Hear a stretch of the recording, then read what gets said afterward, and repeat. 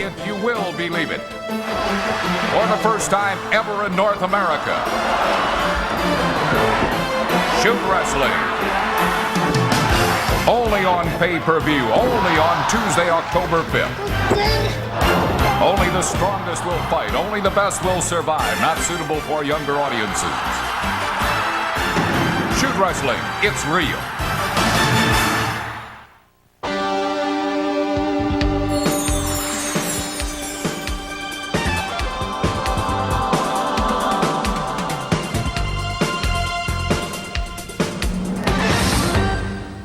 The following request special presentation, Shoot Wrestling, has been pre-recorded. Due to the violent nature of this event, viewer discretion is advised.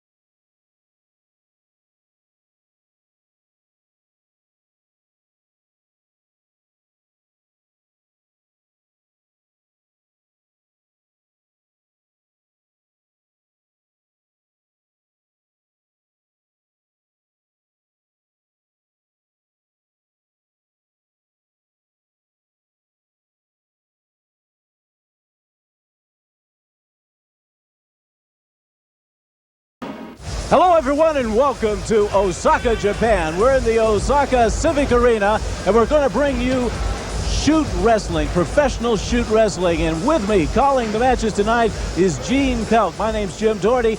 And Gene, you have been around shoot wrestling for a long time. In fact, ever since it started. Tell us about the meaning of shoot wrestling. What is the definition of the sport? Well, shoot wrestling is one of the oldest new sports around. This dates back to the ancient Greeks, Romans, the Spartan warriors, who put on something called the Pancratium Games. In the Pancratium Games, they got their warriors together and they fought a no-holds-barred fight to the finish that often ended up in death. The UWF International has taken the Pancratium Games and created a modern sport contest out of it.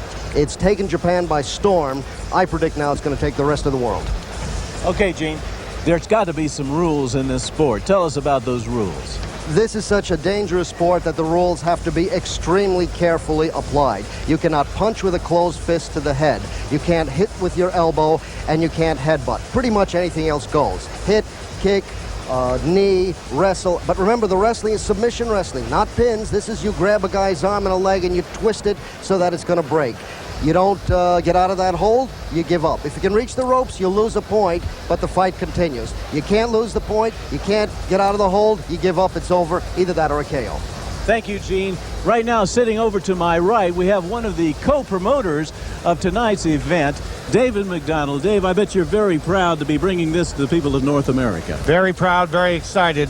The person most responsible for bringing this to Canada and to the United States is my partner and friend Joe Hand, who's home in the United States tonight. He's the guy that really made this thing happen. We want to thank the cable companies because if they hadn't taken a chance on this kind of thing and given viewers the opportunity to have some choice, we wouldn't be able to do it either. Thank you very much, Dave McDonald. You're welcome.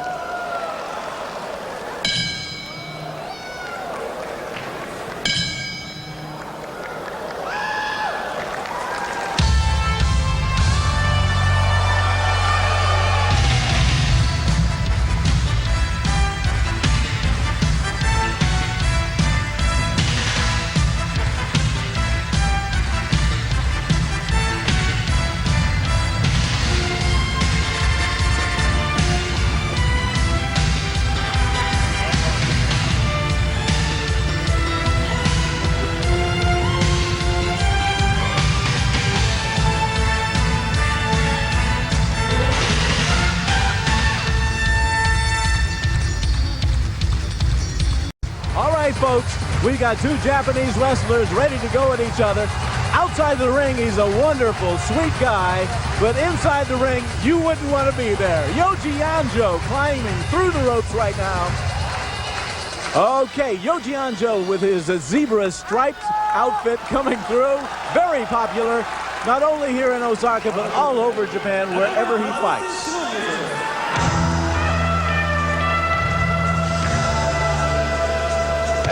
Going against Yoji is a very, very, very good guy, Tatsuo Nakano. Nakano is also very popular here in Japan. As you can see, the fans have lined up on the walkway where he's coming through. They love this fella, but they also love Yoji. Who are you going to choose in a match like this? Well, I'll tell you, Yoji Anjoh is the kind of guy that you want to go take a walk down a bad back street. You want this guy walking with you. This guy can do it all. He can kick, knee, wrestle, cut. Look at this guy. I mean, this guy can jump. He can, and he's a he's about 230-pound guy of pure violence. This kid is some kind of tough fighter when he explodes. He's got it all. They say he may be the heir apparent of the World Championship maybe in a couple of years. Yoji Anjoh, what a competitor. He is a really, really significant factor in this shoot wrestling. He knows it all. He's got the wrestling, he's got the kicking, he's the complete UWFi fighter.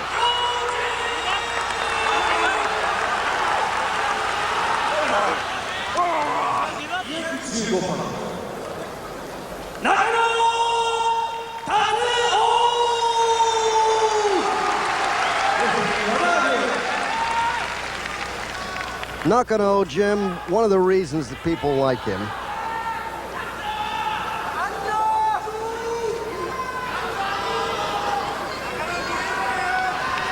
Jim, one of the reasons folks like Nakano, and these are both popular guys here, Nakano starts a little slow and he starts getting stronger and stronger the more he's hurt. He never gives up, and the Japanese like that kind of guts that he shows. Yoji, a real showman in the ring. Deadly, but a showman.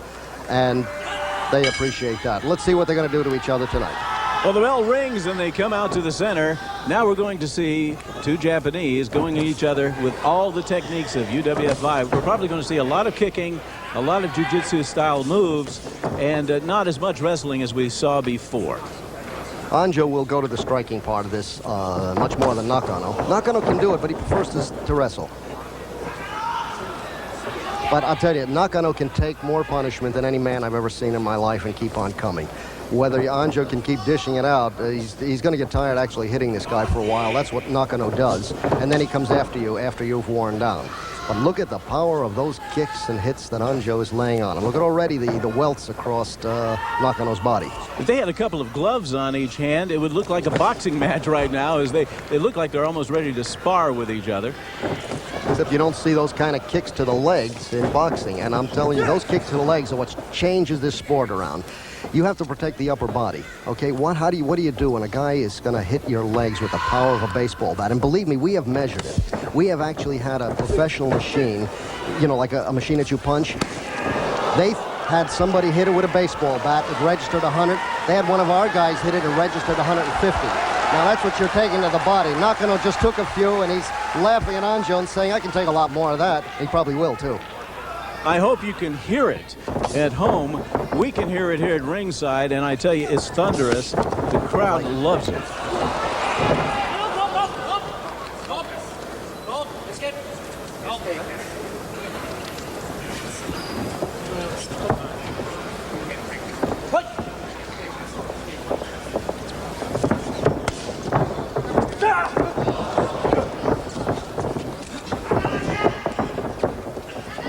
Okay, the gentlemen are going at each other in the center of the ring right now. I call them gentlemen because outside they both are very, very fine guys, but I wouldn't want to be in there with them right now. Going at it head and foot, and now Anjoh brings him down, and he's working on him. Let's see what happens. They're taking a little breather right now. We had some pretty hot and heavy action for a while. The guys are pacing themselves a little bit.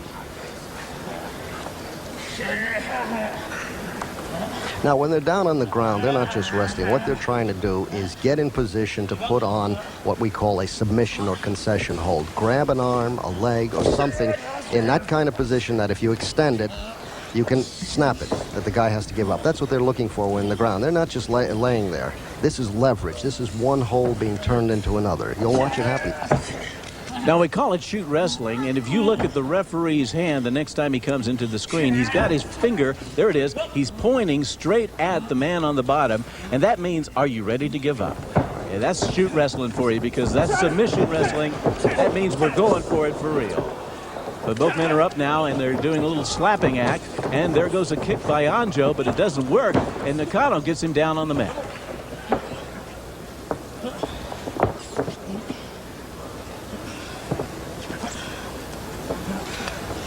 Gene, is there advantage when two Japanese wrestlers are fighting this type of wrestling as opposed to when there's a Japanese and American?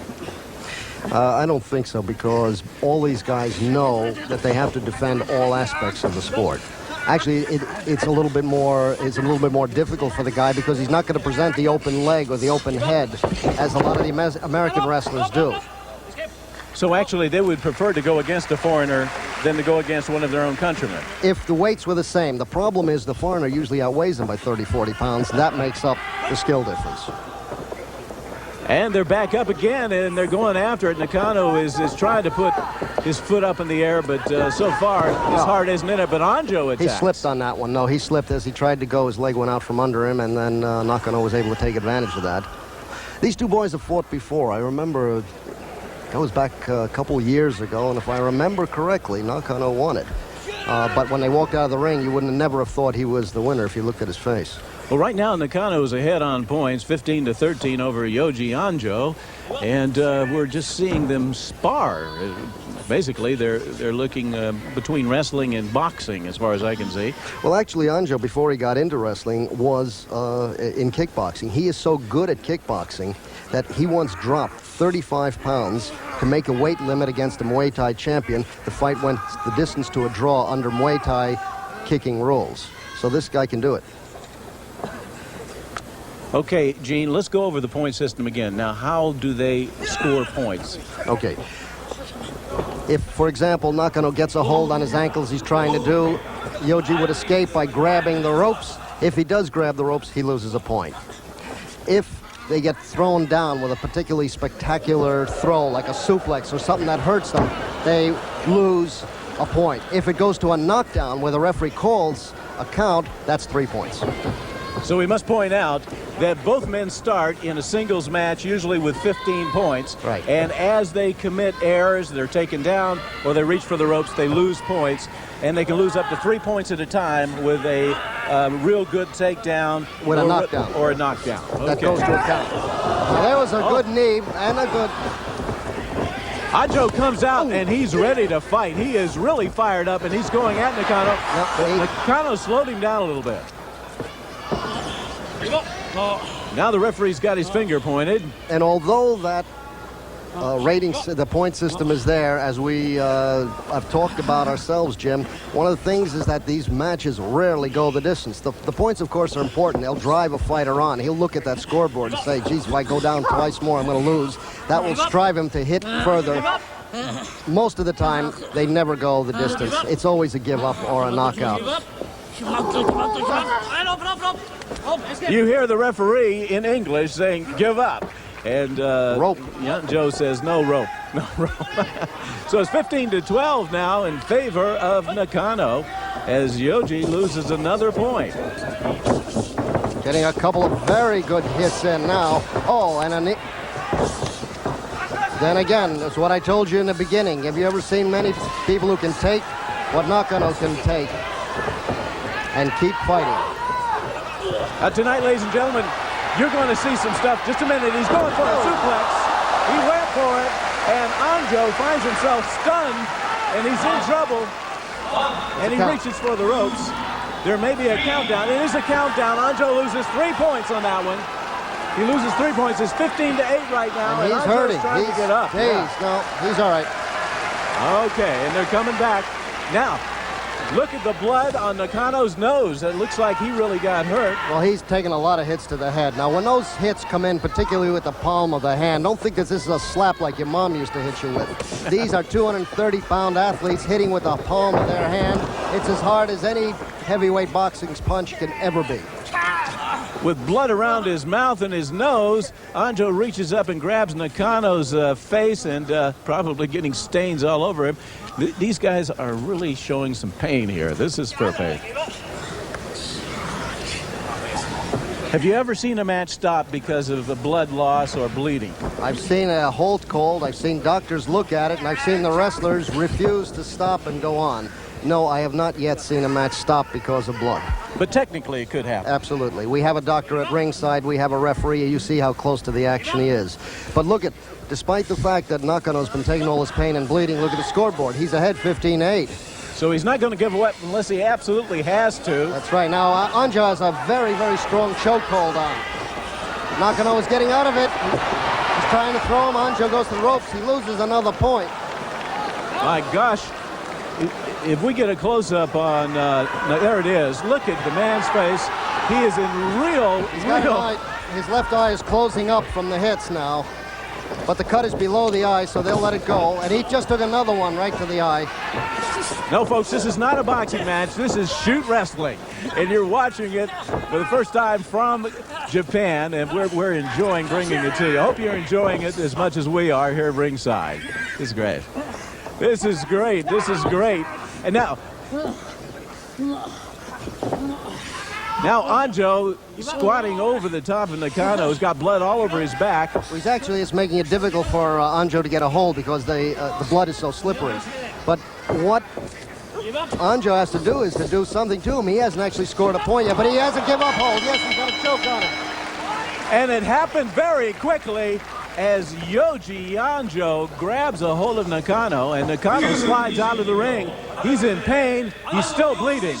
And Yoji Anjoh wins it at the last minute. He was down to 7 points.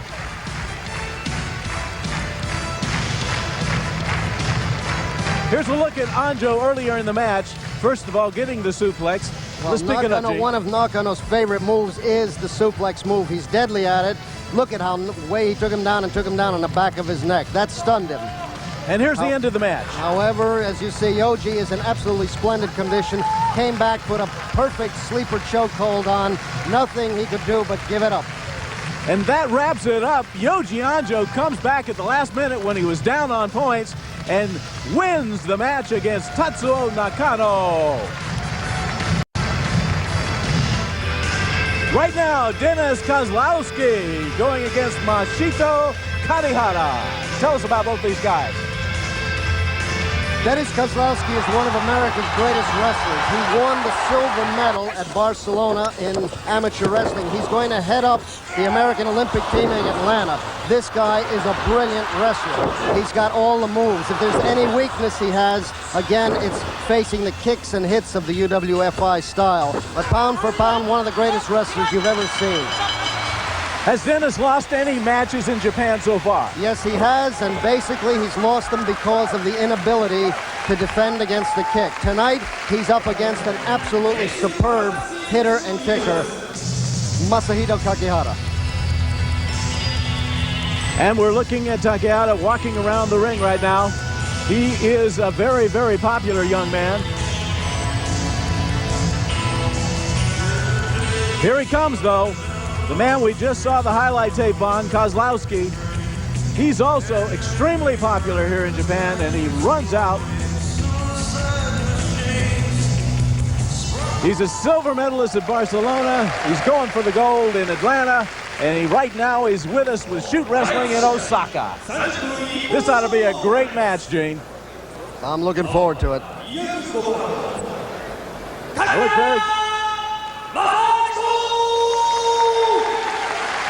Kakihara takes a bow and the crowd applauds. He'll be in the blue ring.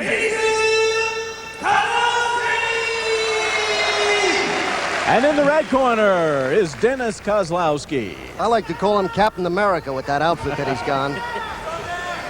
Yes, he's all-American, wouldn't you say? He absolutely is, and he's some kind of classic wrestler. But today he goes up against a classic UWFi striking fighter. Kakihara relies heavily on incredibly quick hands, slaps, and powerful kicks. Captain America, he's going to have to stop that. If he wants to use his great wrestling ability, he's going to have to get in tight on this boy, take him to the mat, and get away from that hitting. Where there you see it right now. Dennis has to stick on him like fly paper. Otherwise, he's going to be taking the brunt of those kicks and punches. And Dennis is continuing to push him to the ropes, and now he brings him down, but it doesn't take long for Kakihara to get out of that one. Well, that's it. Now, Kakihara comes in at 205 pounds against Dennis's 255 pounds. 50 pounds of this kind of fighter is a lot to put up with.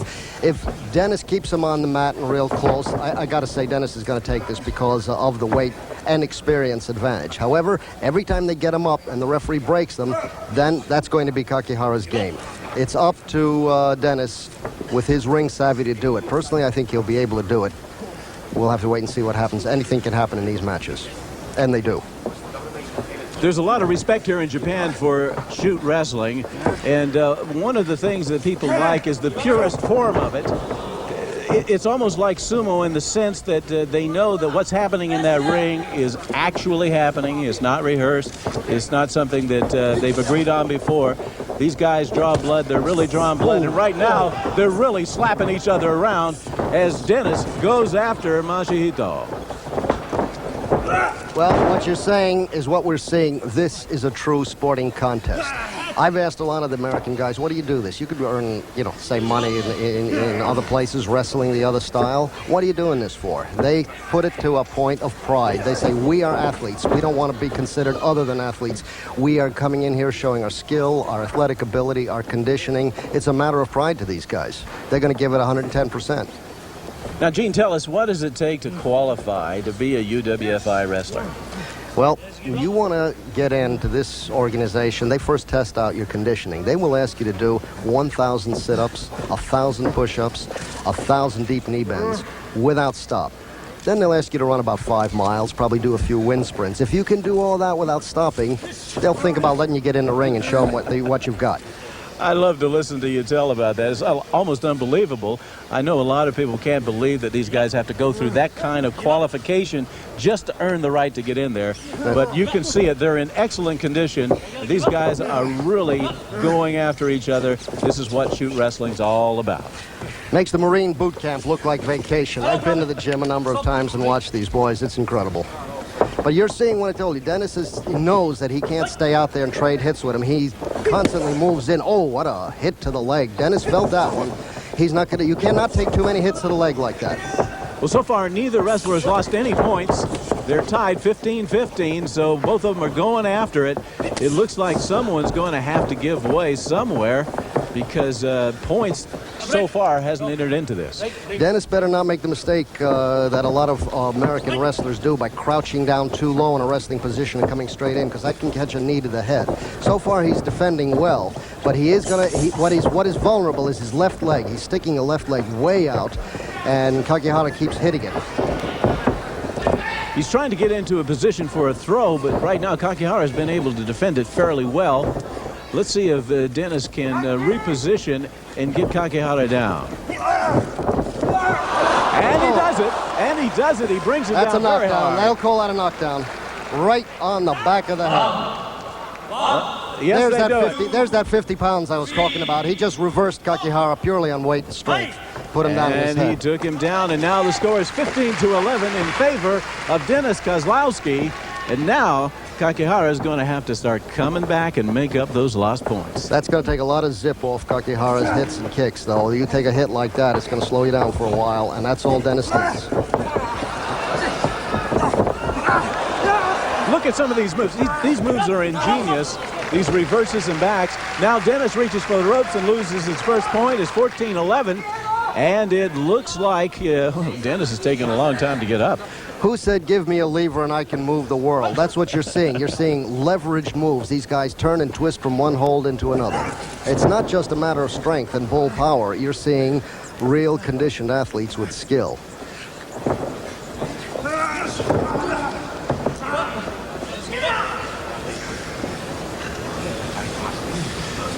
Gene, does it mean a lot to the Japanese audience watching here tonight that we're looking at a Olympic medalist? I think it absolutely does, and it certainly makes them happy if the Japanese can beat them, because they're saying, look, here's one of America's best wrestlers, and here's what one of our guys can do against them. However, let me say this. Dennis has won over the hearts of a lot of Japanese. He's been here a number of times. He puts on a match. He never quits. He puts all his heart and guts into it. So the Japanese have learned to appreciate him as well. Great. We're 5 minutes into the match, and right now it's 14-11 in favor of Dennis Koslowski. And the match is slowing down. The intensity is slowing down as both men now are trying to find something on the other, trying to find a weakness as they roll into the ropes. Well, Dennis wants to keep this fight on the mat. He does not like it when they break him, because after they break him, this is when, see, all the cameramen are getting all ready. They're waiting to see Kakihara come in with those slamming punches and kicks. And he does. Tries, but he didn't hit. Dennis ducked it. It grazed. There's a knockdown. Right on. There's a knockdown. And the score is tied right now, 11-11. We saw it happen. But Dennis is in big trouble. That landed right on the numbers. And here he comes with a flying kick, but Dennis is able to avoid it. And now he's back in, but he's still stunned. You can tell that Dennis is he's stunned. hurting. Dennis is hurting. He needs some time to clear the cobwebs out. And Kakihara's not going to give him that if he can. Kakihara's got a He's trying to suplex coming. Can he do it? Yes. No. Not quite. A twisting throw, and he gets him down on the mat. Give Dennis that experience and that Olympic background. He knew what was coming and twisted out on the last minute. That could have been a bad one. Right now, some pressure being put on Dennis Koslowski's ankle. I know it hurts a lot, and he's in the center of the ring as he now begins to try to crawl for the side. The referee is pointing his finger, asking him if he's ready to give up, but Dennis is able to grunt and groan and get over to the side, and the crowd gives him a big round of applause. You may not know this, but in addition to being an Olympic medalist, Dennis Koslowski is also a chiropractor. He probably needs to. He's going to need one tomorrow. Yeah, maybe. What does he do? Look in the mirror? There we go. Now Dennis gets him down again, and he's putting a lot of pressure on the side of his head. But again, Kakihara is able to roll out of it. We're almost able to whisper here because the crowd is so quiet, so intense watching this exciting match. Shoot wrestling. Look out. He's got a great leg extension. Look at the flexibility you need to be able to take that. He's putting enormous pressure on the legs. He's got them totally wide split. Kakihara's out of it, but now you see what kind of stretching remember I told you about the stretching exercises, what kind of flexibility these boys need. I mean, you try that at home, you're going to be having a little problem driving your car tomorrow. Now he's got Dennis in trouble, and Dennis is trying to work his way over so he can reach over to those ropes, but now Dennis reverses and trying to get the armbar. He's going for the armbar. He certainly is. Very, very exciting right now. What we're seeing is shoot wrestling at its best, and Kakihara couldn't take it, and he swings around, loses a point. It's 10-10. It's 10-10 right now. Both men going at each other very hard. We're seeing some excellent wrestling. They both slowed down. He caught one right to the inside of the leg, and now whether it was to the inside of the leg or to the groin area, I'm not sure. Wada's tapping him on the back, which usually means that maybe he was a little closer to the groin than he should have been. Is that a warning?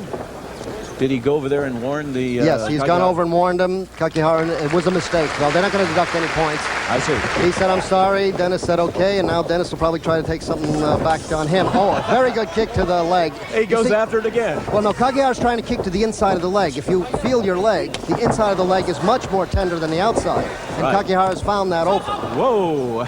Kakihara was a falls slip. outside. It's a slip, but I tell you, both men are going at each other, swinging. See, what's happening is Koslowski's sticking that left leg out so far that he can hit him either to the inside or the outside of the leg. And so he's been catching him to the inside. Oh, what a kick to the ribs. That hurt. But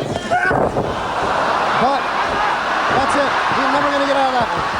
And it doesn't take long as Dennis Koslowski gets Kakihara into a grab, and he does it, and now Dennis is jumping around the ring.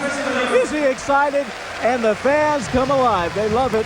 They love him. And right now, Kakihara is on the floor. He's in big trouble. Maybe Dennis ought to go over and give him a little help with his chiropractic service, huh? Hey, take nothing against Kakihara. He gave away 40 pounds and put on a brilliant fight. But today, Captain America had a little too much. He showed him that... All right, now let's go back and take a look at some of this. There we go. Watch Koslowski get kicked to the face. Here he goes. Slow motion. Fans back in the USA, have you ever seen slow motion in professional wrestling? You're seeing it the first time tonight. And here's the end of the fight. Kakihara tries to go for a head kick, but Dennis catches it. He's got both legs now firmly caught, just turns around, steps over. He goes far enough, he'll break the back. And Dennis Koslowski does it. He wins it. Masahito Kakihara goes down to the American. A great match here in Osaka. The UWF Junior League features a visiting star from the United States, Tommy Cairo. He met Hiromitsu Kanehara. Let's take a look at what happened in that exciting match. And right now, in the blue corner to your right is Tommy Cairo going against Hiromitsu Kanehara. Okay, Gene, tell us about these two fellas. Well, we've got a bit of a weight mismatch here. Tommy Cairo coming in at about 240 pounds against Kanehara's 210. That's 30 pounds of weight up there that has to be overcome. But I have a feeling he's going to do it. Kanehara is smaller, but he has that kicking ability and striking ability. Tommy Cairo, basically a wrestler. I think Kanehara has too many tools for Cairo to overcome. I'm looking for Kanehara to win this, particularly by softening him up with the low kicks to the legs, and then when the leg is giving out on him, he'll have him to play with. Gene, these are listed as Junior League matches. Exactly what is Junior League? Okay, the Junior League are the younger fellas who have just qualified. They are not yet considered good enough to move up to the Senior League, and they actually have their own division. They're awarded points for each time there's a tournament. They accumulate points at the end of the year. They judge who's the winner. The top boys move into the Senior Division. We talked about the rules earlier. We've seen a few slaps, and they look pretty hard. Can a guy actually close his fist, or what kind of a fist can he use to hit someone else? You can hit to the body with a fist, but when you go to the head, you have to have your hand open. So you can either slap or use the palm of the hand. Now, if you use the palm of the hand, that's deadly. That's much harder, actually, than a punch. And at this point, though, Tommy Cairo seems to be having trouble stopping the kick to his left leg, and Kanehara keeps working on that. Now think back to when you were in school. Remember the old dead leg? Somebody'd come up and knee you in the thing and you'd fall down? Well, that's actually what he's doing. He's hitting the side of the leg, going in the back and hitting the sciatic nerve. Does that enough, the guy's going to drop. Now he's got a leg lock on, and Cairo has to escape and loses the first point. And so Cairo stands up and Kanehara stands up, and they're about to go at it again. Right now the referee is checking Cairo's leggings, I guess that's what you would call them, and making sure that they're okay and he's not going to get hurt. Shin protectors, but there again, Tommy Cairo has no idea how to stop the right kick to his left leg. After a while, Kanehara is just going to keep chopping at the trunk to have the tree fall down. We'd like to remind you, there's a suplex over. Cairo's got Kanehara on the floor. He's got him in the middle of the ring.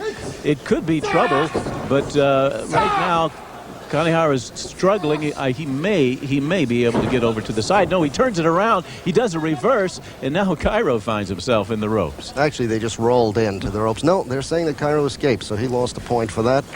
Sakuragawa's up by a point. Now watch this. When they're separating him, Kanehara is going to kick into that leg again. Tommy knows that's happening, so he's getting on him, and he's starting to use that weight advantage. It's a very good throw, and Kanehara lost a point for that.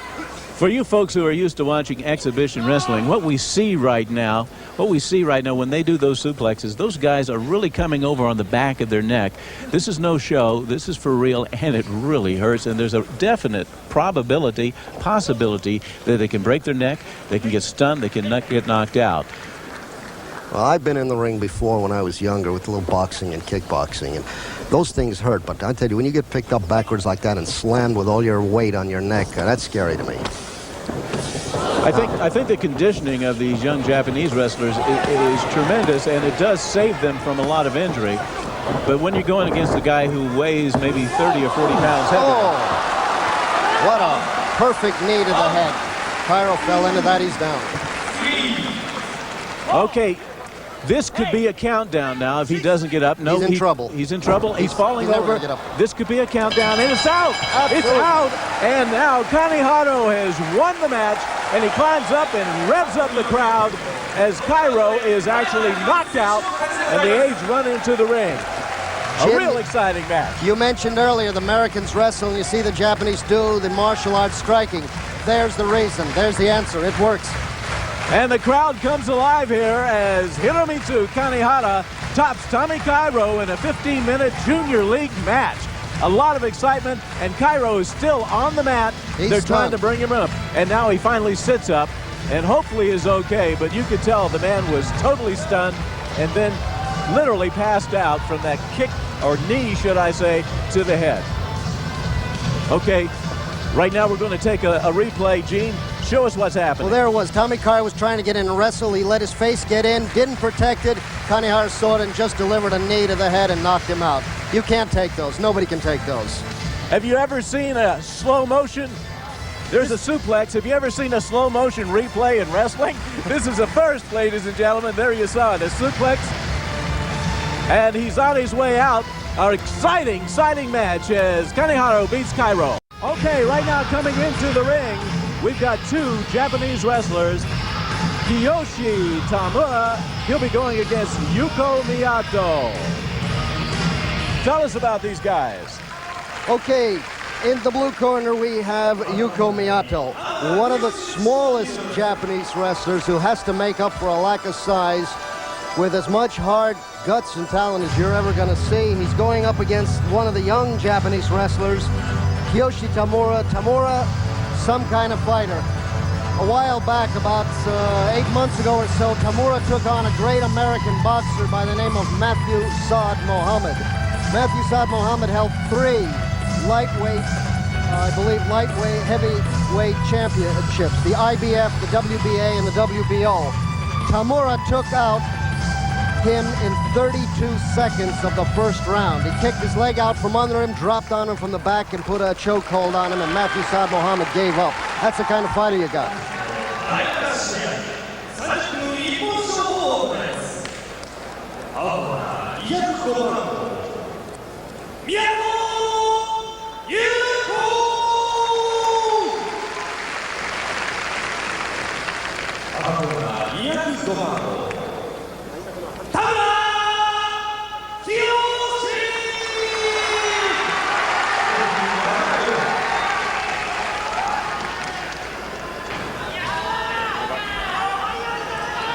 Once again in the red corner, Kiyoshi Tamura to your left and Yuko Miyato to your right in the blue corner.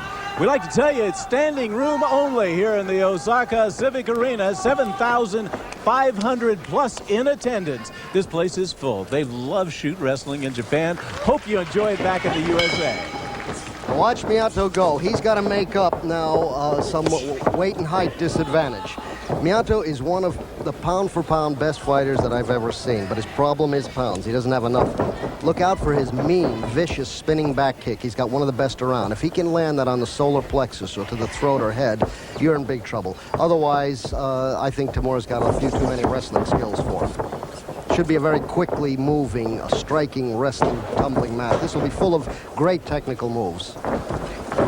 Okay, dressed in the red trunks is Tamura. In the black is Miyato. And watch these guys go. They're very fast, very quick. A lot of moves happening simultaneously and a lot of reverses. And now the fans react as both men stop their sudden rapid movement and wait for a chance to go at each other again. Once again. He's got the arm extension on. He could lose it right away, but Miyato manages to roll over. He was in real trouble. Now, you have to appreciate how quickly an arm can get broken. Just extend your arm out across the table and then put it on the edge of the table and press down. You realize how quickly you can snap it. That's what can happen when one of these guys grab you. It is a very, very dangerous hold. Right now, Tamura's got his leg and his ankle, and looks like Miyato couldn't handle. He reaches for the rope and loses a point, 15-14 in favor of Kiyoshi Tamura. Both men are on their feet again in the middle of the ring. Miyato is trained at boxing, kickboxing, jiu-jitsu, professional amateur wrestling. He knows it all. Again, his problem is a size problem. He usually always is going against men much bigger than him. In this case, the weight advantage is not all that much. No, right from ringside, they look about the same size. Maybe Tamura's slightly heavier. Depends what he ate last night, right? Right. Or where he ate, right? By the way, this is a beautiful city, Osaka. If you're ever in Japan, you should make a special effort to come visit the beautiful city of Osaka. And we'd like to thank all the wonderful people who've made our stay here such a sweet thing. Yes, sirree. 15-14 right now between Kiyoshi Tamura in the red and Yuko Miyato. Okay, Wada's got the shoot sign on, but they spin out of it, no problems. Now they're kind of feeling each other out. The opening barrage is over. They're waiting to see who can take advantage of what. The crowd is very, very quiet, suspenseful, waiting for the action, the fireworks to begin. And believe me, they will start all of a sudden. These guys are so fast, so quick. Unbelievable. Uh-oh, the referee comes over. There's a string hanging loose in Miyato's, what do they call those, a shin protection? Well, those are like, shin pads. They're similar to, like a boxing glove, like a bag glove. That does two things to the kick. Number one, it actually lets the wrestler throw the kick harder because he knows he's not going to possibly hurt his leg when he hits it on an elbow or something. So they throw a very strong, penetrating kick because of that. Also, it does afford some protection because without that, you have so much blood and cuts that matches would tend to end too fast. Well, you're noticing a lot of jiu-jitsu, a lot of judo, a lot of martial art. Look out, he's got him. Now he's too close to the ring. Tamura able to turn it around, and he gets the armbar arm. Miyato is able to escape because they're close to the rope.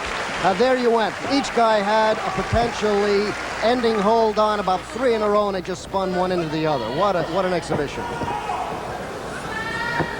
What are some of the holds that'll give you an immediate submission? Okay, I mentioned one, the armbar. As soon as you get that extended, it's over. Another one is the ankle. If you can catch the ankle, put enough pressure on the Achilles tendon underneath, you can snap the ankle. That's another give-up move. The other one from behind, if you can catch both legs and step over on the guy and put enough pressure on the back, you can rip all the back ligaments out of your body. So those are 3 of the moves that you very often see end about spectacularly quickly.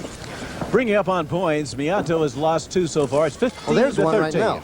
Now, Miyato is reaching over, and he's putting on a headlock, but this is not the kind of headlock that you see in regular wrestling where you just put your arm around you. If you notice, he's trying to twist the chin and face around so that, and that's why Wada's got the shoot sign on, because, and does he land a kick to the back of the kidney area. This is why these guys have to be in such excellent condition, because they really do receive a lot of pain, and there was some pain as that bounce on the mat just vibrated right through us. I mean, Tamura literally bounced about 3-4 inches up in the air after he was hit. And Tamura his back is hurting it now. He's trying to recover. He's okay. He's going to get up. I don't know if he's okay, but he's ready to go on. Watch out. I know Miyato. He's going to try to get that spinning back kick in pretty soon. Well, right now, watch out. Tamura's just lost his first point, so it's 14-13. How about the kicking on the ground rules?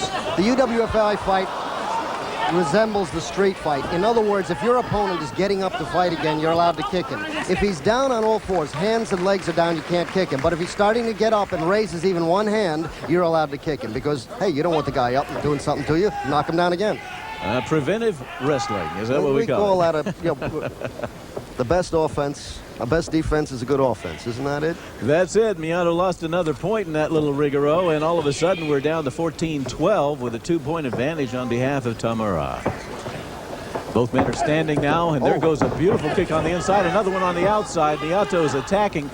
Like you see, we may see that spinning back kick here pretty soon. Oh, but Tamura's got a terrific chokehold on. Nope, Miyato's going to escape. That's one of Tamura's favorite moves, by the way. I've seen him win many, many matches with that chokehold. He has just such a powerful chokehold. When he did that on Matthew Saad Mohammed, I asked him afterward. He said, I was blacking out. The guy was going to break my neck. I had to give up. Obviously, the judge. There it is. That was it. That was it. That was the reverse. He didn't land it on the solar plexus. It was a little bit lower, so Tamura's going to survive, but he isn't hurting. Whoa, there's that chokehold again. Both men using the cream of their crop in moves, and right now the excitement is really getting hot and heavy. And Miyato grabs for the ropes, and this time he loses a point, 14-11 in favor of Tamura. Both men look a little exhausted right now between the chokeholds and the reverse kicks. Whoa, this is exciting. This is shoot wrestling, ladies and gentlemen. Well, you could feel that one. Tamura was hurting from the spinning back kick to the stomach. Miyato then put a knee into the solar plexus. The referee is saying something about that not exactly being kosher, but it looked all right to me.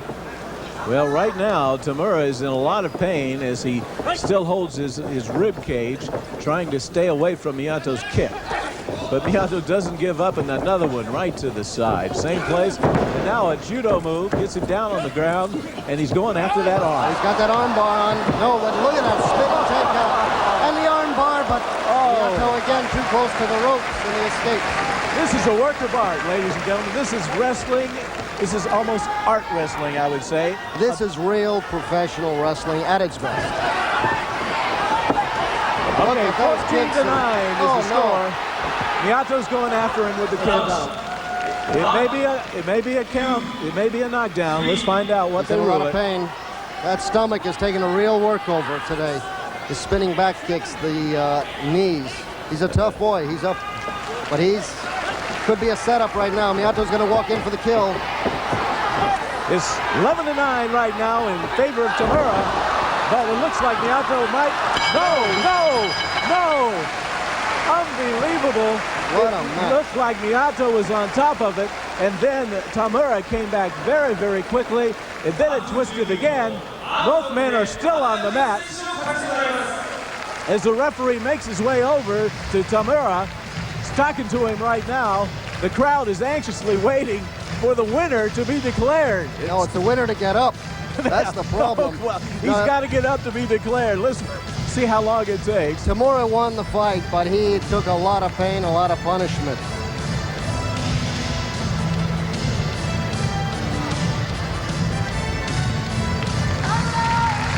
Okay, we're going to take a look at a sequence of plays early in the match. Gene, tell us what's happening. All right, well, there was that spinning back kick I told you about, right in the stomach. If it landed a little higher, he might have done him away, but that hurt. Okay? Now, he had to survive that. He had to go back in there with his stomach hurting.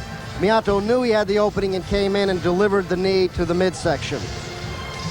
Now, Miyato got a little bit careless. I think he thought Tamura was ready to be put away. He started going for some. Tamura came around, twisted around, put on one of those choke reverse holds on the back of the neck, and that was the end of Miyato. And Kiyoshi Tamura wins. All right, coming into the ring right now, the bad news Allen. Oh, big man, and he looks dominating. He looks mean. 6'3", 285 pounds of professional fighter. He'll be going against Kazuo Yamazaki. Now, Kazuo's very popular here. As the crowd comes alive, they're on their feet, and they're clapping him in as he runs down the runway all the way up, and he's getting ready. You'll hear it, and the fans come alive. Bad news back in the ring. He's just kind of waiting there.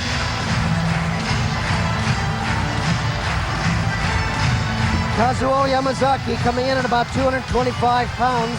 giving away 60 pounds to Bad News Allen. But Yamazaki is your all-around fighter. This guy can and will do it all. Oh, yes. And Yamazaki's got a pretty grim look on his face as well. Both men come for a showdown in the center of the ring, and the fans are eating this up. They love it. They love it. And now the referee steps in and says, okay, gentlemen, step back and let's talk about it. Our referee, Mr. Wada, give him a hand. He's having quite a workout tonight, too.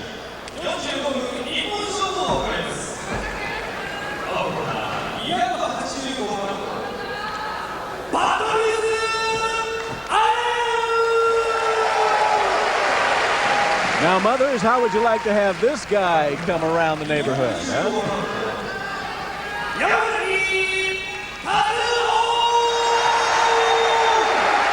Kazuo Yamazaki, as Gene says, one of the most all-around UWFi wrestlers. You're going to see a lot of moves, a lot of techniques in this bout. Well, Allen has done pretty well earlier this year against some of our lower-ranked UWFi wrestlers. He's won quite a few fights. Great ring experience, been a professional wrestler for years, top judo player, great ring savvy, and great timing. But today, he moves up in class. Yamazaki, one of the calmest people you've ever seen in the ring, but when he explodes, look out. Powerful kicks, wrestles with the best of them. I see Allen going to have to go on defense all night, and I just can't imagine that Yamazaki will not be able to get through sooner or later. But he's got that 60 pounds to make up. Let's see what happens. Good guy, bad guy, classic match here. But actually, I guess everybody's a good guy at UWFi. Oh, you want to tell them they're a bad guy, Jim? I'll let you go back into the locker room. Thank you very much. Well, right now, Bad News has got him on the ground, but it doesn't take long. Yamazaki's back up, and now he's back down. Crowd is very quiet, waiting for something to happen. Yamazaki trying to pull a Bad News out into the middle of the ring. A lot of our viewers may wonder who this is because they may have said, gee, this guy looks like Bad News Brown. And that's what he's known in America. He's a big favorite at Madison Square Garden at professional wrestling. But here at the UWFi, Bad News Allen, and he wrestles the real professional wrestling style of the UWFi. And today he's facing somebody who really has the great martial arts ability, the kicking and the striking. Going to have to see if jumping up in class like he has done, he's going to be able to do as well as he did against the lower-ranked wrestlers earlier this year. Well, it's a full house here in the Osaka Civic Arena. Standing room only, and the crowd is loving every minute of it. Bad News says, come on, shake my hand. And they go down into the ropes, and the referee breaks it up. Yamazaki is looking and learning. He's not doing much because I've seen this guy wrestle. He's had a lot of opportunities to do some kicks and hits, but he's looks to me like he's going to spend the first couple minutes learning before he moves.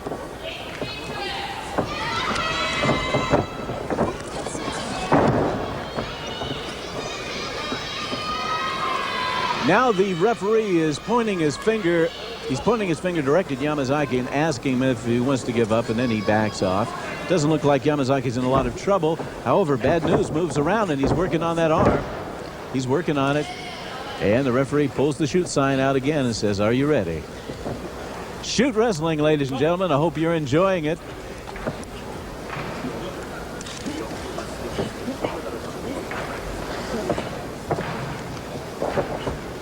Now, when you're talking about a guy like Bad News who doesn't fight all the time in Japan, right? How would a guy like that prepare himself to come against some of these wrestlers with their martial arts skills? Well, Bad News, as I told you, has been in fighting all his life. Besides professional wrestling, he's been in judo, he's been in, other rail wrestling. So he has actually, spent a good half of his life in the ring. He has the ring savvy and the experience to be able to fight our style. I've noticed him. I've watched against our younger guys who have the kicks. He has the excellent experience and the knowledge to know how to stop the kicks. He's in the right place. He'll take one kick and move in on them. So he's got the experience, and he's showing it, plus the 60 pounds. But to me, I see Yamazaki still playing around. I don't see him getting serious yet. He's just sort of seeing what Allen's got, see the best of his moves, and then I think you're going to see him explode at any minute now with an offensive barrage, because Yamazaki has the offense. Well, so far, Bad News is ahead on points. It's his favor, 15-14. And Yamazaki is just, as you say, kind of sparring around, looking for an opportunity. And not a lot of action so far. And the audience is starting to tell Yamazaki it's time to pick up the pace, and I think you're going to see something happen very soon. I've known Yamazaki for quite a while. There it goes. Now he's got that inside kick, and Allen felt that. The leg starts cramping up quickly on those kicks, but you see what I mean? How quickly he caught that kick and threw him back. Allen is not going to stand there and take a barrage of him. He has the ring savvy and experience to know better, as you've seen a lot of the other wrestlers stand and take it. So he's no easy customer. Then again, 6'3" and 285 pounds, a professional fighter is never an easy customer. No, and look at those muscles ripple. Bad News Allen going after Yamazaki right now, but Yamazaki is very close to the ropes as the referee gives him the shoot sign, but so far Yamazaki doesn't want to sacrifice another point. He's behind one already. He drops down and brings Bad News down to the ground, and it looks like he's almost out of trouble, but things happen so quickly, Gene. Things in shoot wrestling just move like lightning sometimes. When you think one guy's ahead, all of a sudden they reverse around and he's out of it. Well, I saw Kakihara, the boy we've seen with those fast hands, take Allen out in a move that was so blindingly fast that I had to even see it on the slow-mo. It was so fast. It was fast. It looked fast to me. Well, I hope the fans are enjoying this for the first time, watching professional wrestling with slow motion. This is exciting. I get chills watching it because you never get a chance to see those moves up close and watch those thrusts, and it's just overwhelming. Well, as I say, Yamazaki hasn't even broken a sweat. He's just waiting to see what Allen's got. I think he's surprised that he hasn't gotten a little bit more, but you watch, any second Yamazaki is going to explode with a series of kicks and moves. So far, this is not the Kazuo Yamazaki that I've known for years. Very slow match so far, but the referee has the shoot sign, and he's pointing to both men right now. He doesn't know which one to point at. He's got both guns out and ready to fire. And the fans are getting a little impatient, waiting for something to happen. And Yamazaki reaches for the ring. And Bad News is very reluctant to give up that hold. Well, he knows. I think he's studied. He's watched Yamazaki before. He knows what he's got. Right now he's searching around Bad News' trunks. He wouldn't possibly think Bad News would do anything bad, do you? No, they don't do that in the sport here. They do bad by the rules, which is good. Right now, Bad News Allen ahead by 2 points is 13-15. In the center of the ring, the referee's got the shoot sign. He's asking Yamazaki if he wants to give up. Bad News on top. The crowd keeps yelling out to Yamazaki to come alive. He's been rather slow. I'm very surprised at what's happening today. I know Yamazaki was looking for what Bad News would bring to him, and he saw he's brought very little to him. The referee just about takes a kick right there as Yamazaki is able to get his head around Bad News' head and roll out of trouble. Now, have you heard anything about Yamazaki being ill or sick, having a cold? Well, I know that he had his last match. He took a tremendous beating. Now, I wonder if that's taken a little off of him, because he had to be carried out of the ring on his last match. Now, he may just be feeling that, because this is not the Yamazaki I'm used to seeing. And now the referee breaks it up again, and Yamazaki comes out of sanctuary as he reaches for the ropes, and both men are standing up once again. Bad News has the lead, 15-13, but there was one of those. Bad News kind of goes back and tilts his head and says, "Woo, that was a close call." Oh, that wouldn't hit there. That head would have wound up out in right field. Well, now Yamazaki's starting to kick, but again, Bad News grabs him, throws him into the side of the ring, and the referee has to pry them apart. Bad News very reluctant to give up those holds. Well, you can see his judo skill. He is always in the right position to stop the kick. He moves in as the kick starts, and that takes the range away. Whoa! Yamazaki tries to knee high, and Bad News catches him and brings him down hard. Look out, he's got that armbar extension. If he can pull that out, Yamazaki will have to give up. and he's getting closer to the ropes, but he's in trouble. You can see the pressure being put on his left arm. All he has to do is pull that out. It's all over. And he's Yamazaki goes to the corner. And he makes it, but he's going to lose a point. And it's 12-15. Bad news, Allen on top. But as this clock keeps ticking away and we get closer to the time limit. This is a 45-minute limit, so this is a long fight. I don't think it'll go the distance. Well, so far we haven't seen any of them go the distance, huh? Right now it's 12-15, or 15-12, should I say, in favor of Bad News Allen. And the fans here are getting very impatient with Yamazaki, asking him and yelling to him to come alive. But so far, Bad News has been able to stop almost every move. And now he brings him down and pulls him over to the side of the ropes. Yamazaki choosing to wrestle him, which is not what you want to do with somebody who weighs 60 pounds more than you do, and who's a judo champion and a wrestling champion. But it must be that last fight Yamazaki had has taken something out of him. He's not the fighter I've seen, as I said before. They were very close to the ropes. He was putting a lot of pressure on, and that elbow. The referee had to stop it and once again tell Bad News to back off, and Bad News very reluctant to give up the hold again. Well, very listless. I don't know what's happened to Yamazaki, but let's not take anything away from Bad News. He is fighting a good fight tonight, so far dominating. Well, 10 minutes have passed. Yamazaki's got the hold, but Allen will be able to grab the ropes. So we have a possible 35 minutes. See now, watch out. Yamazaki's pulled him out in the center of the ring. There's no way Allen can get to the ropes now.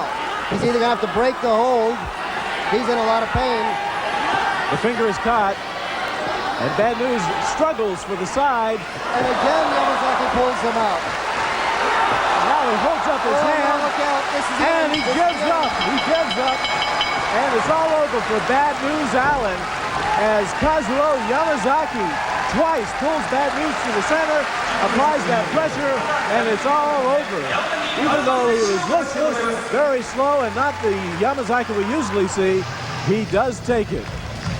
And now we see Bad News on the ground, and he's in a lot of pain. The rubbing ligament on his leg.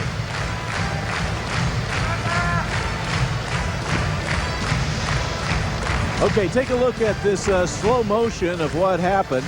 Yamazaki had the perfect knee-leg grab on him. Every time Allen tried to go to the ropes, Yamazaki realized it, just pulled him back in and just kept putting so much pressure on the leg, Allen had to give up. Not the same Yamazaki I'm used to seeing, but a good enough all-around fighter that he came out the winner, even wrestling a guy 60 pounds bigger than him. Yamazaki raises his hand in victory over Bad News Allen. What a fight. One more time, look at the pain. And look how close Allen got to the side, but all of a sudden, it didn't mean a thing. And the hand raises in victory, and we have Kazuo Yamazaki taking on Bad News Allen.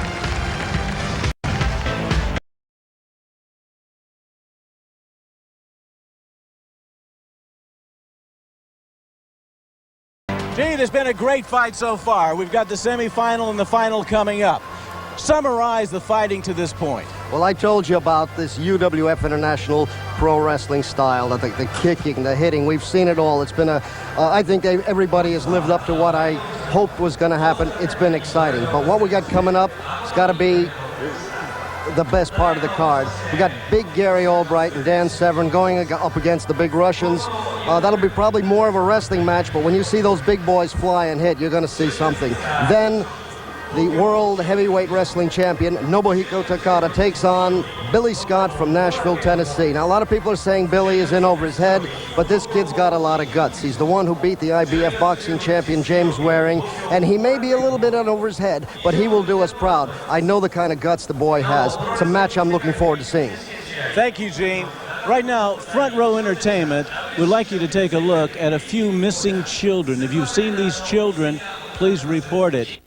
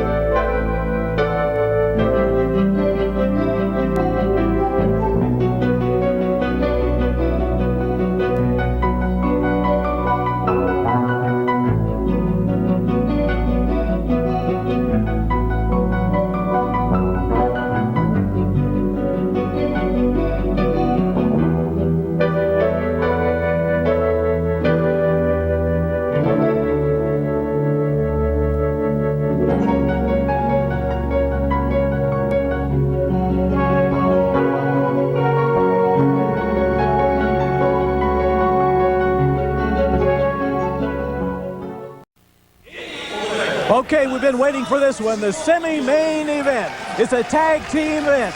Okay, we're going to have Gary Albright and Dan Severn. This is going to be an exciting match. They're going against two Russians. Right now, we're going to take a close-up look at Albright and Severn, two Goliath men who have some great techniques. Gene, take it over. Gary Albright, wearing a big N, the University of Nebraska, one of the most feared people we've got. 360 pounds of dynamite. Dan Severn, an Olympic, amateur wrestling champion, a Sambo champion, which is a submission wrestling champion. Gary Albright, one of the toughest guys. His suplex, one of the most feared in the world. He is going to come on today, and you're going to see him go against two giant Russians, both of them over 300 pounds. They're not going to fly easy, but Gary, never bet against him. He is your one tough customer. Détente is over. Gary Albright, Dan Severn have now come into the ring, and they're going to face Salman Kashmikov and Vladimir Berkovich. And with us is one of the great all-time wrestlers, Lou Thez. Lou, welcome. Thank you very much for joining us. And right now we've got the Russians and Americans at it again in the ring. Okay, thank you, Jim. Very happy to be here to see this match. This should be a great match. We've got some gold medal winners here. Hashimikov, four-time champion of Russia. This should be a terrific contest. You know a lot about Gary Albright, Lou. Tell me about him. Gary Albright, he's tough enough to go bear hunting with a switch. This kid has a lot of intestinal fortitude, and he will really hang in there and go to the limit. Yeah. He's tough enough to go bear hunting with a switch. Yes, sir, he really is. That's pretty tough. Well, we're looking for an exciting match right now. You can hear that the crowd is really revved up. They love Gary Albright, and Dan Severn is also a favorite. I'm afraid the Russians are going to have to be the bad guys. Yeah.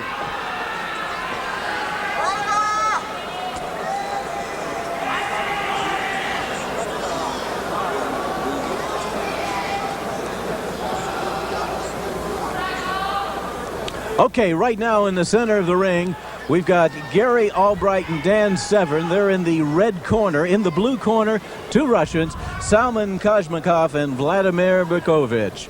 And I'm going to turn it over right now to Gene Pelk. Gene, you've got a very special guy next to you. Well, what did we talk about? We've got Lou Thez sitting next to us to help me with the call. We have some weight up there. Gary Albright, 350 pounds against Salman Kashmikov at 280 pounds. What do you think you're going to see up there, Lou?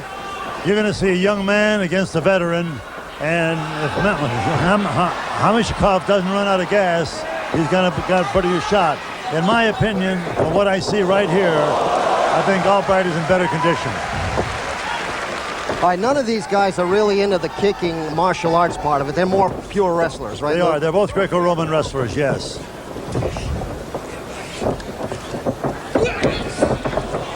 Okay, right now they're in the ring, and it looks like Gary is dominating so far.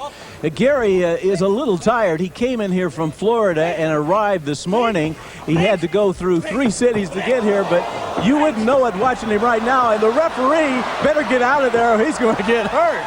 Whoa, the action is coming alive, and the Japanese fans, unlike most of the time, are yelling, screaming, and really getting into this. A lot of excitement.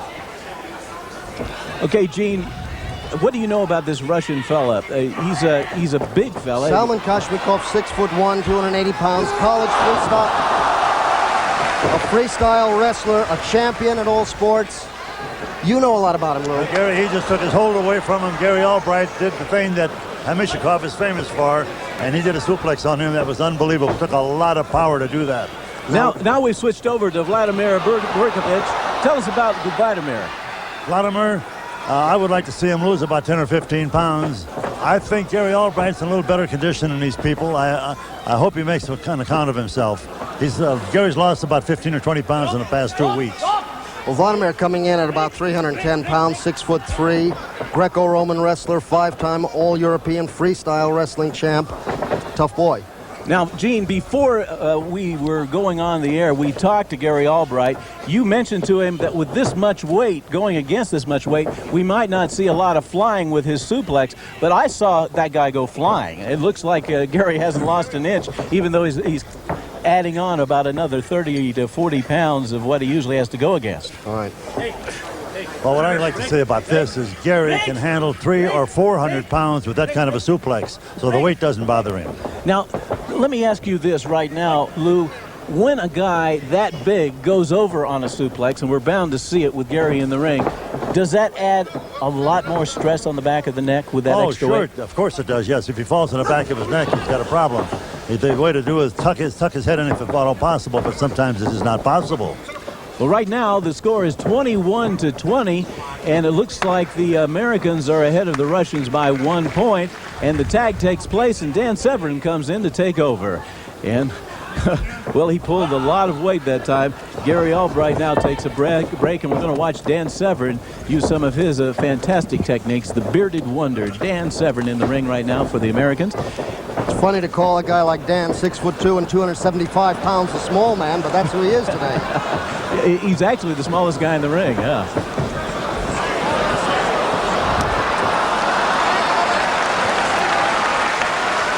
Lou, do we expect to see less kicking because we're talking about Americans going against Russians instead of Japanese and Americans? Well, there's going to be a little bit of kicking here because you see Dan Severn has the kick boots on, and he's permitted to kick, so he's going to do it. Well, it's a takedown. It's a beautiful takedown. And right now, the finger is pointed. It's a shoot finger. It's pointed at the Russian. And Berkovich is on the ground in a lot of pain, and he's struggling to get over to the side of the ropes. He's almost there. He reaches up, he grabs it, and now the referee must break it up. The Russians lose another point, 21-19, in favor of the Americans. Well, Gary and Dan both have dominated their sessions here, so let's see what happens. It is not. Okay, we still got the same referee in, and all of a sudden the Dan Severn is coming alive, and he has got the big Russian in a lot of trouble. The shoot finger is right at his face, and the Russian's going to have to move quickly to get out of trouble. He's going to have a little trouble moving quickly right now. You know what I think, Lou? Everybody's looking forward to Gary Albright being the winner. You know, Dan Severn would like to show what he can do, don't you think? He's freestyle, Greco, and also Sambo. That ought to tell you something. Well, the Russian What puts is his Sambo boot out. wrestling? That's another concession form of wrestling. I see. The Russian puts his boot out and loses another point. It's 21-18, and Severn is really coming alive, taking control of this match. And Gary Albright's just sitting back watching. He says, come on, boy, come on, let's do it right. Well, the Russians and the U.S. have been battling each other in the Olympics for years, and they're going to carry it on right now. I can see that. Well, this is much closer to the Olympics than we've seen for a long time in professional wrestling.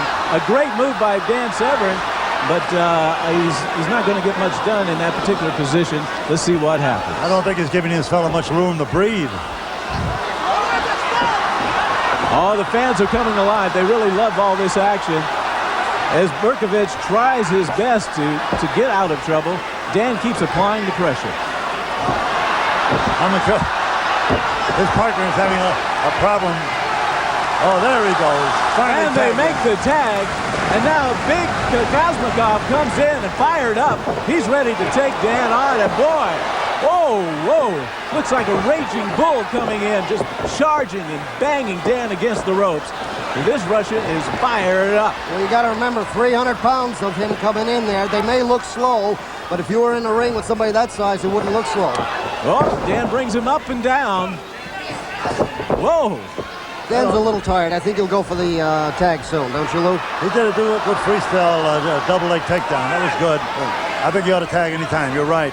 The referee's got his finger cocked. He's asking the Russian. The Russian comes over. A beautiful judo throw.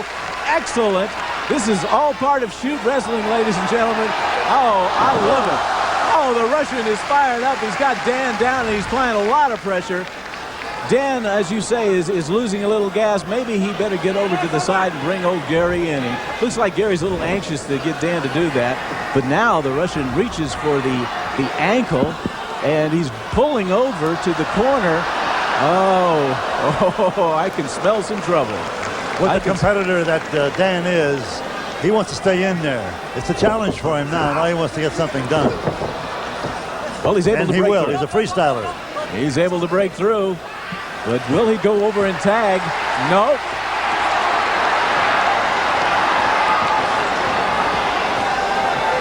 Once you get a break on the ropes, Gene, can you just walk over and tag your partner? Yes, you can. But Dan doesn't want to. I think Dan wants to prove something tonight. He doesn't want to be, you know, the guy that was in the corner that Gary won. He wants to win this fight. Don't you think, Lou? You can bet on that.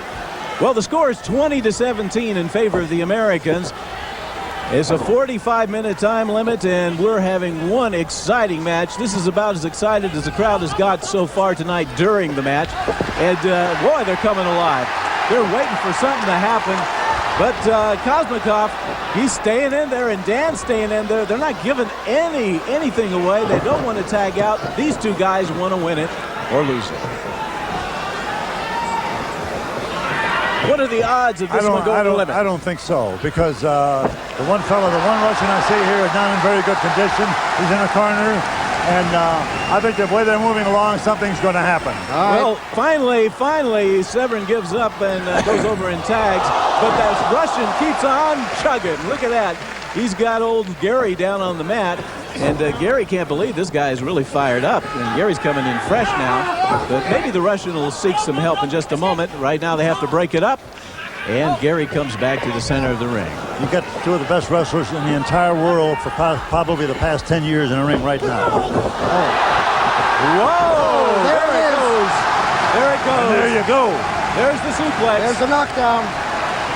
And they take away the points. The Russians lose 3, but Gary doesn't waste any time going back in for some more and says, come on, get up.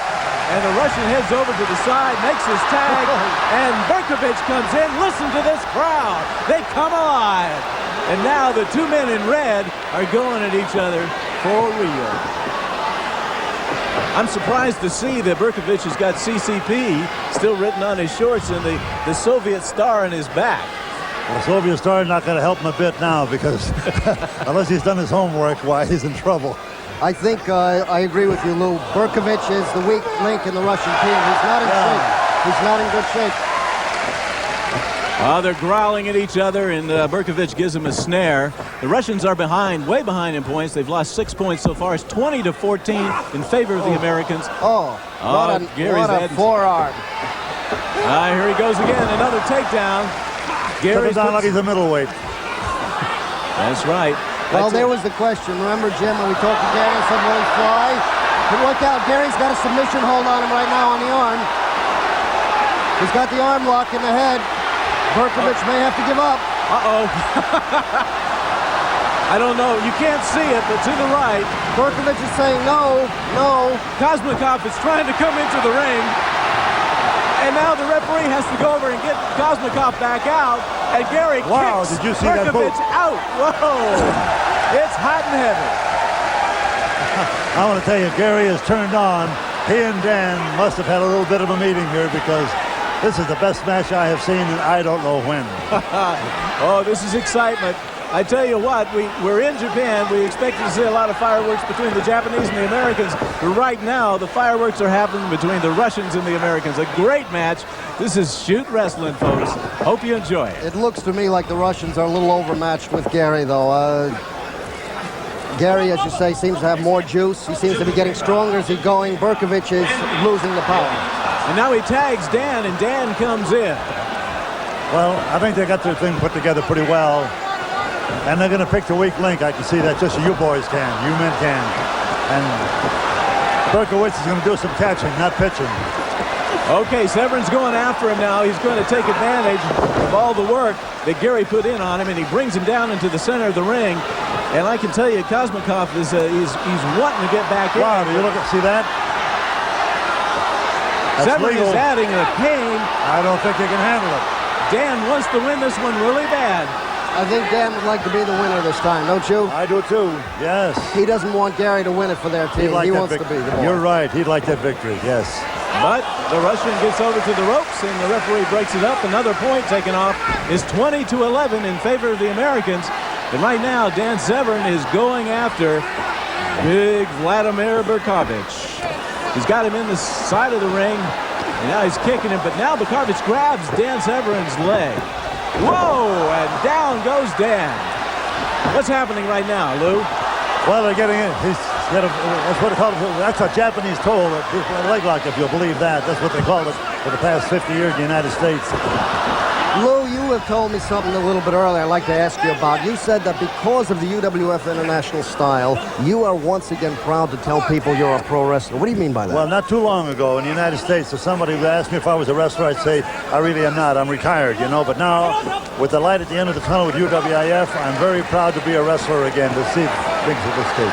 Okay, the fight is going on in the middle of the ring, and let me tell you, there's some blood coming out of the Russian's lip. More blood, and he's slapping. He's trying to stop Dan Severn, but Severn's coming at him every which way he can. And now, finally, the Russian's able to back him through the ropes, almost out of the ring. He's gone out of the ropes. Yes, and he went right through. That was almost desperation on the part of Berkovich. Now he comes over and finally tags Kazmakov, and Kazmakov, I think, is fired up. He wants to go after Severn bad. Watch out. The fireworks are going to start happening. He picks him up, carries him around the ring. Severn may be in trouble. Down we go. Whoa. Fantastic move. That's it. That's it. Oh, the Russian takes Dan Severn. He takes it, oh, so quickly. What an upset. Ladies Look out, and gentlemen. Dan's arm is in big trouble. Yes. The Russian did not let go quickly enough, Lou. Do you think so? He didn't let go quickly enough, but this has been some of a dog-eat-dog contest. It's like a couple of pit bulls is what they are. Okay, right now, we're going to try to take a look at something that happened earlier. But you can see Dan Severn is still struggling. He's still struggling. And Kazmakov, as you said, didn't let go. And Gary Albright comes over, and he's pointing his finger. And Kazmakov, they start a pushing match right now. We're getting into another fight. This is very unusual here in UWFi. This is very unusual. This is a fight after the fight. But I tell you what, it was a little late when he released that hold on Dan Severn. And Gary Albright's upset. Gary was saying, no, you don't do that. I'll take you on myself. You don't usually see this happen, but it happened tonight. Oh, you don't see that very often, folks. If they go to duking it out, Gary's got to win it. Okay, let's take a look at the replay. First, Gene, tell us what happens. All right, so we've got Berkovich in against Dan. Dan Severn trying to use his skill, but Berkovich showing he's got a lot. Picks him up, spins him around in what we call airplane spin. An airplane spin, and Kazmakov takes him down very hard. While he's stunned, he pulls out and extends that arm. I've told you how dangerous it is. You can break it immediately. He should have dropped it. He didn't. Now here's watch. another point of view of it. Same thing. Now you see how you're supposed to give it away quickly, and he didn't. That's what Gary got upset about. Watch it once more. Down he goes. Okay, he goes across. He pulls the arm. Dan is giving up right there. The guy is saying stop, and he is not giving it up. He's trying to break the arm. Now, this is what Gary Albright was all upset about, was Absolutely. that long time. One more time, let's take a look at it from another angle. You're going to see it. Hopefully, we can see how much pressure was being put on that wrist and arm. Down they go, and the Russian rolls over, grabs it. In just a second, we see Dan give up. There's the give up sign. But he's not giving it up.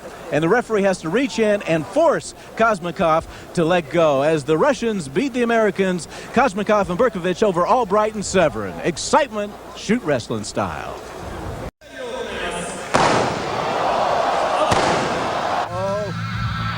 I tell you what, this is a world championship match.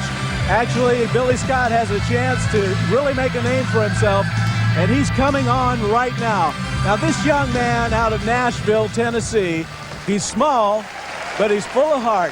He trained hard. He came over here for several months. He trained with the Japanese in UWFi. He got into real good shape. He won a great match against the IBF boxing champion, James Waring. James Waring. He took him on, threw him out of the ring, made a good name for himself. And now this is Billy Scott's comeback. He's back in Japan going after #1. This ought to be lightning fast excitement. What do you feel, Lou, about this match, Takada against Billy Scott? Billy has a lot of courage. When I saw him with the cruiser fighter, he did very well. He caught a couple of pretty good shots, and he still stayed in there. So anything could happen, because upsets have happened before, and this kid has a lot of intestinal fortitude. Anything could go. Without a doubt, Gene, Takada is the most popular wrestler in Japan. The people here love him. He's a hero. He's a legend in his time, and he's the world champion. And they're waiting right now for him to make the grand entrance as he comes up to the ropes and climbs into the ring.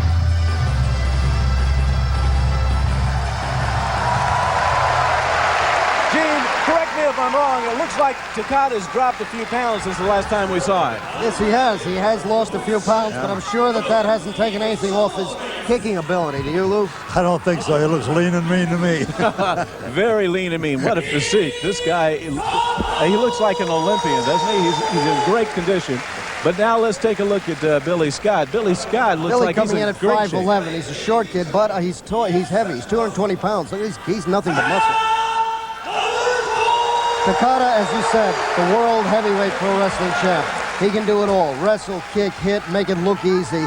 He's got to be the favorite tonight, but take nothing away from the kid from Nashville. He put away James Waring, who held the IBF Cruiserweight Boxing Championship, 4 U.S. Kickboxing Championship. Billy can hold his own in the ring with anybody, but in the ring against Takada, he may hold his own, but I got to think Takada to come out and win. What do you think, Lou? Takada is a veteran compared to this kid, and he's been down that road before, you know. So I've got to go with Takada myself. All right, but let's this see should what be happens. interesting. Okay, a lot of heart. Billy Scott has got a lot of guts climbing in the ring with the world champion. But I tell you, Billy, if he has one thing going for him, it's enthusiasm. And that's what we're probably going to see a lot of right now is as Billy got his spars around looking for a chance. Some bright purple trunks that Takada's got on. He's looking really thin and trim. Oh!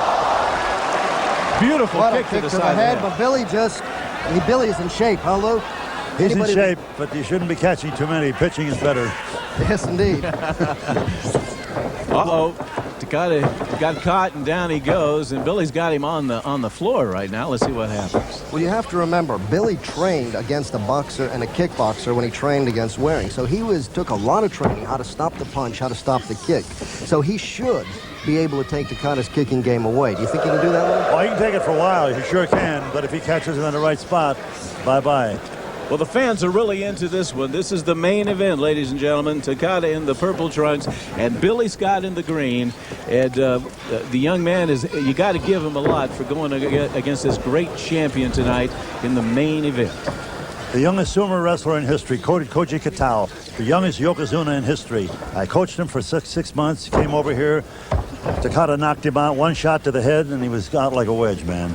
Yes. 380 pounds. Takada's got a lethal kick, and that's one thing we have to look out for. Once that kick explodes, it'll be all over very quickly. But so far, Billy Scott's still hanging tough.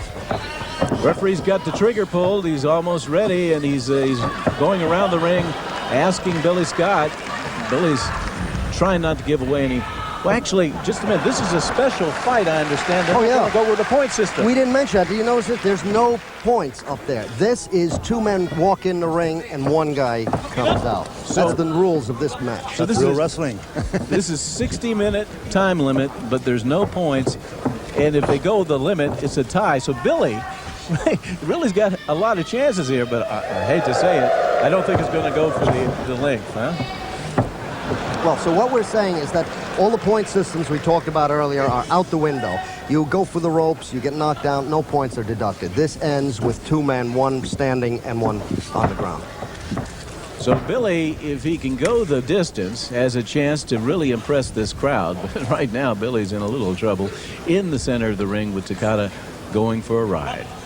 Well, in real wrestling, the idea is the best man can win. And when you go from money marble to chalk, and what you do, whatever you can do, you can go ahead and use it to win or whatever you can do to lose.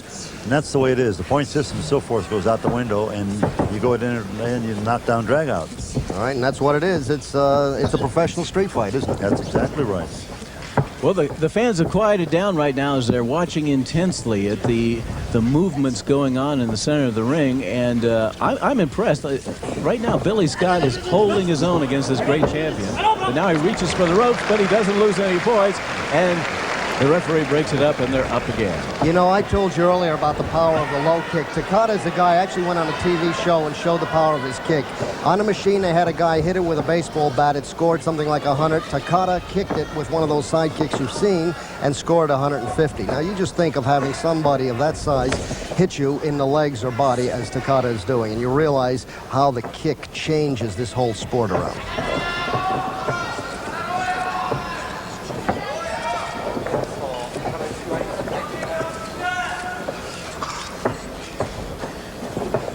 Okay, Gene, tell us, compare Takada to someone in the United States as far as popularity, and who would it be?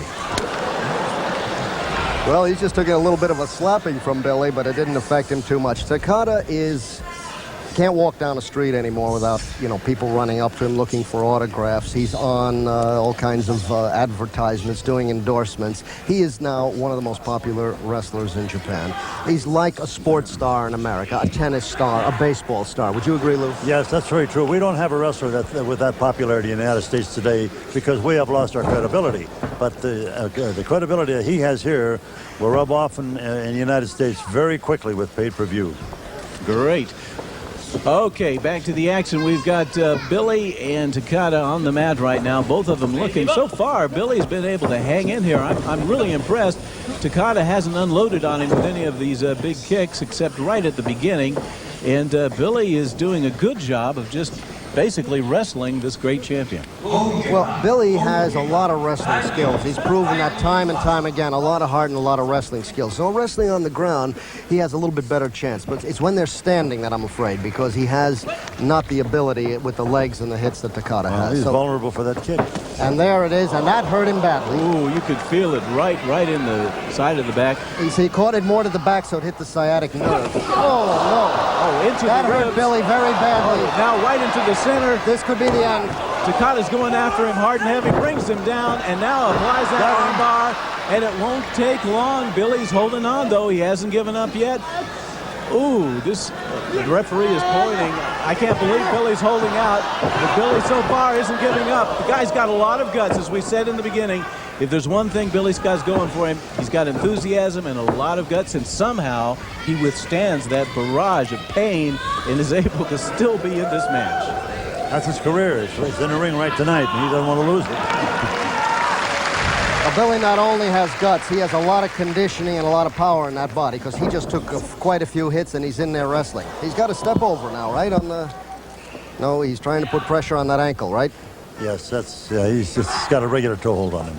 Gene, let's talk about conditioning. What kind of conditioning does Takada go through for a match like this? That is, again, as I said, they call that a Japanese leg lock, if you believe that, in the United States for many years. I see. Takada has survived all of the wrestling that the young guys have to do. He can do that and more. He is in shape. He, at this point, really doesn't have to do much more than just keep in shape. The guy fights almost every 4 or 5 weeks. Whoa! Look at that. Billy Scott brings him up and over and down. I think he caught Takada off guard. Takada didn't expect that. And you could see that look of shock on his face as he came flying over. Billy Scott's still in this thing. Lou, I saw you bounce about an inch on that one. Did you feel that one? I didn't expect that either, you know. I thought it was me. Whoa. Billy Scott's going after this one. He's not giving up easy. He escaped almost sure of death just a few moments ago, and now he's coming back with a big throw on Takada. But right now, the champion's got him down, and looking at their faces, Takada is not too worried right now. Billy is putting in a lot more effort than Takada is. I would like to say something about Takada. I have seen him under fire, and when he really gets in trouble, he's the coolest cat I've ever seen. He really settles down and thinks his way out. Watch what he does. He does that all the time. Now, in case some of you fans are wondering, there are no pins in shoot wrestling. It's all submission, as we said earlier. It's all submission. And he gets Billy.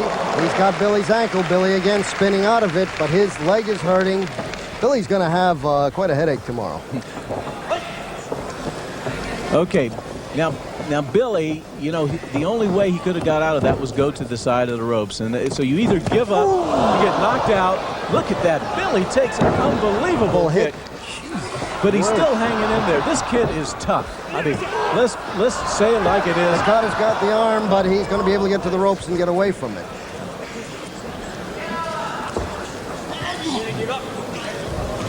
Well, remember, there's not a point system here, so the rules are still in effect, but there are no points deducted. Right. So no matter what happens, this thing either goes the length and it's a tie, or somebody submits, or somebody gets knocked out. It's basically, as I said at the beginning, because of no points, 2 men come in, 1 man walks out. But Billy took a shot to the head that I got to tell you is as tough as any heavyweight boxer's punch is, and just breezed on with it. The one thing I'm concerned about Billy wants to win this thing so bad. He wants to make a good showing. He may wait too long to give up. That's one thing we have to worry about with Billy Scott. The guy's got a lot of heart, a lot of enthusiasm, but he hates to lose. Billy Scott in the green, Takada in the purple. And right now they're standing up, and Look out, that's trouble right in the solar plexus. That's a down. That's a down. But no points lost, but we might get a countdown. Right now, the count begins against Billy Scott. You heard that grunt. That knee landed right in the solar plexus. That takes the air out, right? Oh, sure does, right. Look at that. Sure Scott does. gets up. He doesn't wait for the full count. And whoa! Takada goes at his leg once again. Billy's in a lot of pain. You can see him grimacing. And Takada He is can't defend it relentless. anymore. It just looks like a matter of time, but you never know and shoot. Watch out. Billy's got him from the back. This might be a suplex. No, he brings him down forward. I'm surprised he can still use that leg. He took 4. You can see how lit up and red that leg is. The fact that he can still use it, he must be in some kind of condition. Well, the kid's got a lot of courage. There's a great deal, as we all know by this time. He's taking a lot of punishment.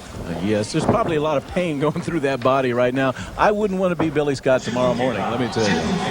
Right now, Takada's got his leg in a lot of shape, and Billy's slapping him, and now he reaches for the ropes and gets out of trouble. A lot of pain being put on Billy Scott right now, but he's holding on. Amazing that this match is still happening.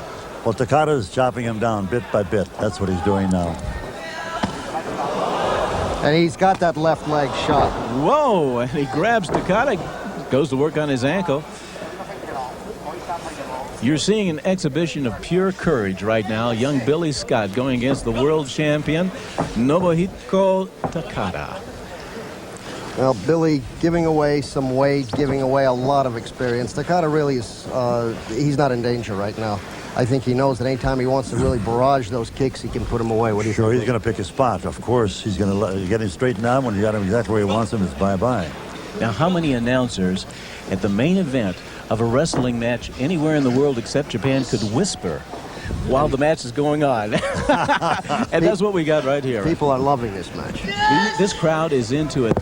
They're on the edge of their seats. They're intensely watching the action. This is what you call a fantastic sport, professional shoot wrestling. And we got 2 great people in there. Young Billy Scott, full of courage, spirit, unbelievable. He hates to give up, but he reaches for the ropes. And his leg and his ankle must be in pure pain right now. The crowd applauds him. He is just one courageous kid, but at this point, I think he's overmatched. What do you think, Lou? Yes, it looks that way. And he's Oh! going to chop him down. That's it. Sure. It's finished. His leg is gone. I'm sure it's numb. I'm sure there's no feeling left in it. Well, the agility's gone. Oh, as you say, Lou, he's just chopping him down, just sure. like a tree. Well, right now, Billy's on the ground, and this count, these are 3, 4. Billy's trying to give up. He's trying to get up, but I don't know if he can. The leg won't hold him. It's worthless. If he gets up, the leg won't hold him. He's up. He's up. And the crowd gives him a big round of applause. Billy Scott, this is a testimony of pure courage. Coming back now. He's not giving up. He's fighting every ounce of energy left. And now Takada brings him down. Whoa, whoa. But he's a one-legged fighter now. His balance is off. He can't move. It's just a matter of time, isn't it, Lou? But to use that word again, he has the guts. That's the only way to describe it. This young kid is full of guts and courage. Takada is just taking it easy, taking it one step at a time. As you say, it's a matter of time, but right now, we're watching a young, courageous wrestler in the ring. He certainly doesn't think he's beaten. No, he doesn't, but the crowd, I think, seems that he's probably beaten. There's the arm lock. It's over. No. There's the arm lock. The arm locking is over. Now, Gene, could the referee have called that before it was over? Could he have called that before it was over? Because of the pain? And Theoretically, yes, but I've never seen it happen. These boys do not give up. well, Billy Scott is on the mat right now in intense pain. And I can't believe that the fight went that long. Only Billy's courage and raw guts let that go as far as it did. You know, Jim, I don't buy tickets for anything, but for the last 2 matches we've seen here tonight, I will cross the world to buy a ticket to see it. This is absolutely beautiful. Unbelievable. They're getting ready for the awards ceremony right now in the middle of the ring as they bring in the trophy. And Takada gives young Billy Scott a big hug and congratulations. Okay, we're going to take a look at a replay of a series of kicks that happened earlier in the match. So let's take a look at it, Gene. What's happening here? Okay, so now Billy is coming out trying to do something. Takada is just watching and waiting for his time. And then he'll start those pumping knees, those pumping legs. Now there was a knee right to the midsection, drove all the wind out of his body and dropped him. Okay, then he comes in here on a face lock. When he's got that, he just pulls the arm out. Billy's body is gone. It's just a matter of time. He pulls the arm out, immediately extends it, and when he calls, watch Takada give it up. As soon as the referee calls it, it's given up. Yes, you're absolutely right, Gene. Yeah, that's what Hashimikov should have done, but he did not. But he okay, Lou, tell us about this one right here. Another slow motion. Takada is using his knees, coming in. He pulls him down. Oh, it's the back angle on the same thing. He'll pull the arm out into the arm lock, right? Sure, sure.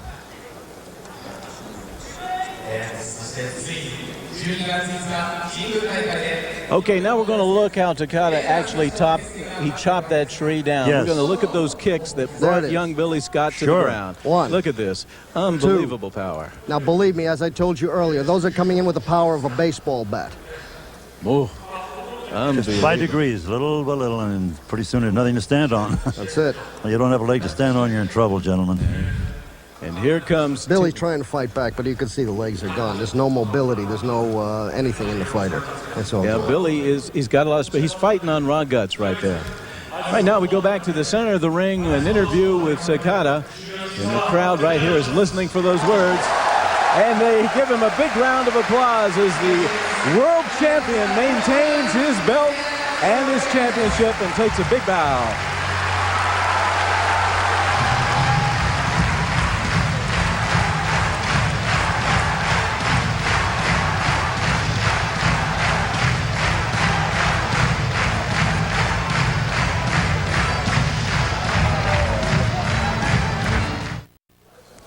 Gene, it's been a fantastic fight. I can't believe it. We've seen some of the best shoot wrestling I've ever seen in my life. How about you? Well, I tell you, I was looking forward to them, and I was not disappointed. The only thing I was a little disappointed in was the match with the Russians and Dan Severn and Gary Albright.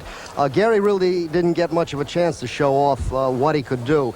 Dan wanted desperately to show what he could do. He took in a lot of time. I think there was a few points where he should have gone out and tagged out and brought Gary in. That might have changed the end of that match. Well, next time we're going to see Gary go maybe one-on-one, and we'll see a lot more out of him. He didn't really have a chance to show himself. On the other hand, the world heavyweight wrestling champion Takada did himself proud. He obviously had it all. He out-wrestled Billy, he out-kicked him, he out-hit him. That's the way the game goes. Thank you, Gene Pelk. I'm Jim Doherty. Hope you enjoyed it. We'd also like to thank Lou Thez, the great champion, for joining us here at Osaka Civic Auditorium in Osaka, Japan. Shoot wrestling, folks. Join us again. Thank you.